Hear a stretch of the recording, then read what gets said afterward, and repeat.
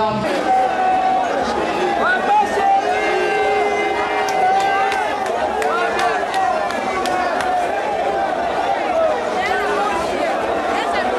Merci d'abord ndenge oyevenga na matanga Papa Lutumba Simaro. Papa Lutumba Simaro na lobaki yango. Le jour où j'avais appris la nouvelle, na lobaki que la RDC vient de perdre un grand artiste, mais l'Afrique vient de perdre un monument. Le monde entier, le monde musical était en deuil.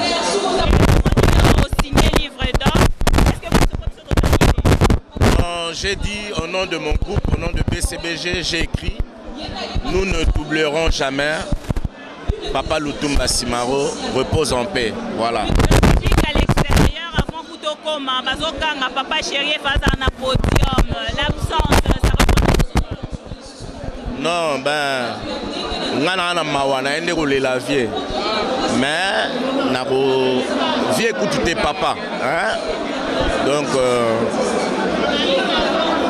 ce qui est important, c'est de s'incliner, de lui rendre hommage.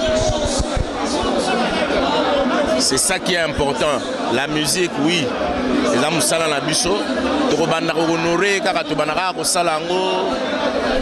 Ezala ndinga mabete, mais o ezaki important, c'est venir longoli chapeau nanga na s'incliner devant lui. Moté mandé zolela. Podium et amaramususu. Papa Lutumba, pour les noms Bakaki et Beta. Nous allons quitter l'aéroport de Kozoakor et France, Taenoka, Bakaki et Betty. Les lolis sous à votre présence au monde, vous les Akonoka. Qu'est-ce que vous pouvez dire par rapport à ce que le musicien Alobakanakati a Banzembo, Dorokolobani? Bon, Maramaba, Wana Maramanzambe, Ninga, Niyo, Nina, ni n'importe qui a Zanzambe, mais na vie ba coïncidence c'est ça là. Rolo balika ko salami pe bon. Papa Lutumba Lubarango, ngolo okufaka ke obeta. So salami gloire à Dieu, ça veut dire Nzambe a exaucé lobanae ndenga lubaka Nzamba sali ke salama bongo. C'est Dieu qui décide. Toi tu peux pas décider na place Nzambe ni moi ni n'importe qui. C'est l'on souhait à lui. Voilà, c'est ça. C'est Dieu qui a voulu. Les Nzambe. Je t'en prie, c'est moi qui te remercie. Vraiment, je crois que l'important c'est Zawana. Toyara matanga kolela, toyara tepo yoe bigaka. Ya ngomo na air mo artiste msusu to koma ko éviter toye matanga ta yo mo ba mobulu salami wana moni ya mo sala rapé bien té. Faut organisation ça bien pour batubaye bien. S'incliner bien, zongi, mobuluté, bon on salara bien. Na sepeli quand même na moni maramoze, les gens n'ont bien. Papa Lutumba qui ne repère mana kimia nyonso. Donc continuer à kolobelaye, honorer, poisa grand. C'est vraiment un grand. On a côté ça le musicien moko na Congo va benga poète Esaïe. Voilà.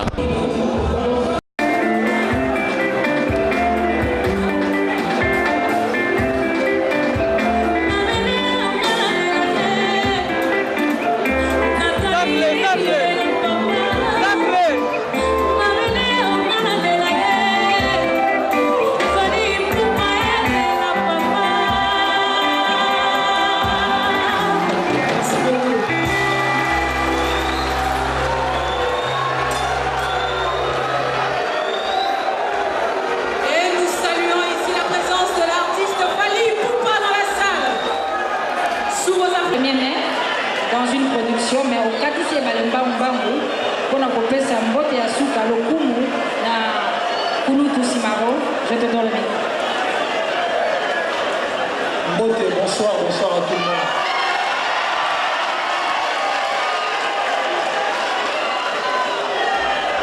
Bon, vraiment, ce que nous disons awa, tu dis que tu es matanga, nous avons une attitude à matanga, tout comme ça on est une doule, s'il vous plaît. Hein, l'esprit bien. kozala vinda tozala attitude ya matanga parce que eza matanga.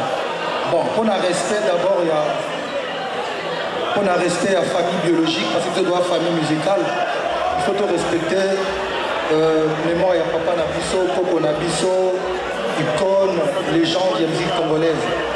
Donc voilà, bateau baye koto, bateau baye bolela, to leli sa famille, l'esprit à bien. Mais comme vous insistez, vous l'ina yemba, malgré la répétition la bamote, non mais vous ferez donner quelque chose, on a ça là, c'est notre plaisir. Mais encore une fois, les amis l'été, les amis matanga. Voilà.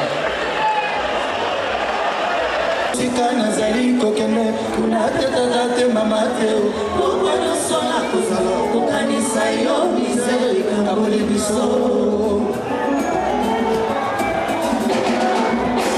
Boniko paseleki aye yango nakei komeka nzoto okamusika nazali kokende kuna te papa te mama teo kokwana sona kozala kokanisa yo misere kaboli biso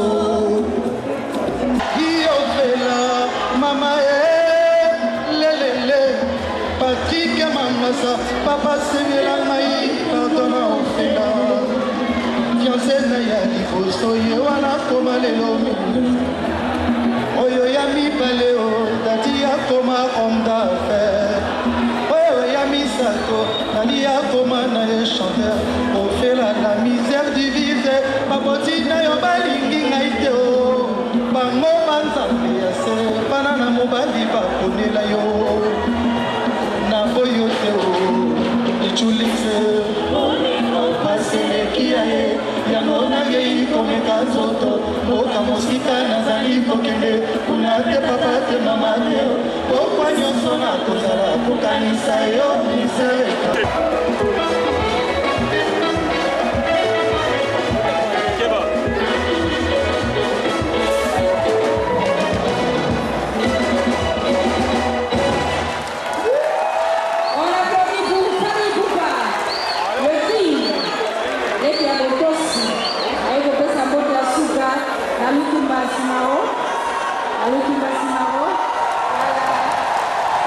Merci beaucoup.